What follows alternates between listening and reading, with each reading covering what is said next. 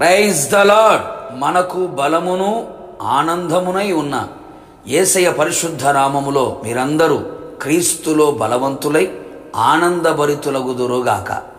ఈ దినపు యేసయ్య జీవపు మాట 81వ కీర్తన 8వ చరణం. నీవు నా మాట వినిన ఎడల ఎంత మేలు.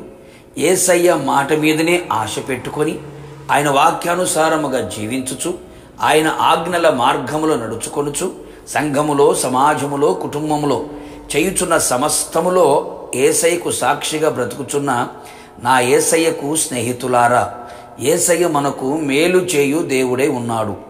మేలుతో మన హృదయములను తృప్తిపరిచేవాడు. మనకు మేలు చేయుటకై మన మీద దృష్టి నిలిపినవాడు. మనకు మేలు చేసి ఆనందించే దేవుడై ఉన్నాడు. మనకు రెండింతలుగాను అధికముగాను నిత్యమును మేలు చేయును. అంతేగాక మన కొరకు సిద్ధపరిచిన దాచి ఉంచిన మేలులతో మనలను ఎదుర్కొనే దేవుడే ఉన్నాడు. అందును బట్టి యేసయ్యకే కృతజ్ఞతాస్తుతులు చెల్లించెదము. ఇట్టి మేలు చేయు యేసయ్యను కలిగి ఉండియు ఏ విషయంలో కూడా మేలు పొందని వారిగానే ఉన్నాము. ఎంత బాధకరం! మేలులన్నీ సమకూడి జరిగించే దేవుణ్ణి ఆరాధించుచున్నాను. మేలులకు దూరమై శాపమును దరిద్రతను లేమిని కొరతను కొదువను అనుభవిస్తూ పేదరికములో మగ్గిపోతూ చాలి చాలని తిండి చాలి చాలని బట్ట చాలి చాలని ఇల్లుతో దిగులు చెందుతూ వ్యధ చెందుతున్నావా? ఇకనైనను ఎందుకు మేలు పొందలేకపోవచ్చున్నానో అని ఆలోచించి నీ తప్పును నీవు తెలుసుకొని పశ్చాత్తాపముతో యేసయ్య పాదాల చెంత నిలిచి ప్రాధేయపడము. ఖచ్చితముగా నిశ్చయముగా ఆయన నీ వైపు తిరుగును. నీ తప్పును నీకు తెలియచేయును. నీకు మేలు కలుగునట్లుగా కనికరించును. అవును ప్రియులారా, మనము ఆయన మాట వినాలి అని ఆయన కోరుకుంటున్నాడు. మనమేమో ఆయన మాట తప్ప అందరి మాటలు వింటున్నాం.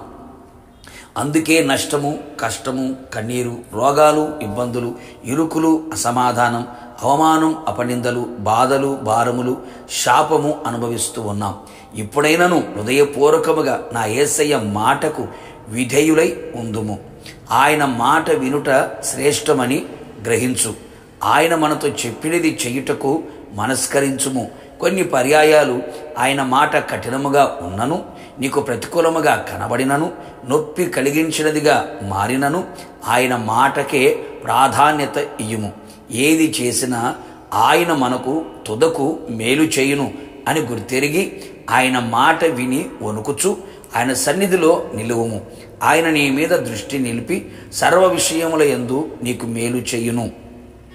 మన పితరులు కొందరు ఆయన మాట విని ఆయన మాటనే శాసనముగా చేసుకొని అన్ని విషయములలో మేలు పొందుచు అనేకులకు మాదిరిగా నిలిచిరి. మరికొందరు ఆయన మాట వినక అవిధేయులై ఎదిరించి మూర్ఖించి రాలిపోయిరి, పడిపోయిరి, అపవాది ఊరిలో చిక్కుకొనిరి, మనకు పాఠముగా నిలిచిరి. కావున నా దేవుని బిడ్డలారా, మనమందరము ఆయన మాట వినుచు ఆయనను ఆనందపరచుచు ఆనందకరమైన దేశములో చేరెదము. ప్రభు మనకు సహాయము చేయునుగాక. ప్రార్థన. కృపాసత్య సంపూర్ణుడైన మా ప్రియ పరలోకపు తండ్రి, నీ పరిశుద్ధమైన పాదములకి కృతజ్ఞతాస్తుతులు చెల్లించుచు ఉన్నాం. మీరు మాకిచ్చిన జీవపు మాట కొరకై మీకు స్తోత్రములు. మీ మాట వినుట మాకు మేలు అని మరొక్కసారి ప్రభువా మీరు తెలియపరిచారు. తెలియకో తెలుసో పరిస్థితుల ప్రభావము చేత నీ మాట వినక అవిధేయత చూపించి మూర్ఖించి ప్రభువా నీ మాటకు ఎదురాడి దీవెన మేలు పొందలేకపోయారు.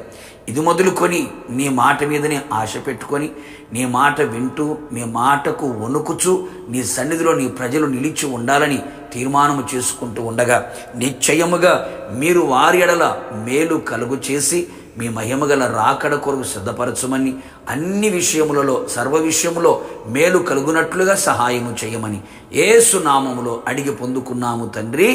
ఆమేన్. నిశ్చయముగా మీరును మీ కుటుంబ సభ్యులందరూ ఆయన మాట విని మేలులన్నీ అనుభవించుదురు గాక. God bless you.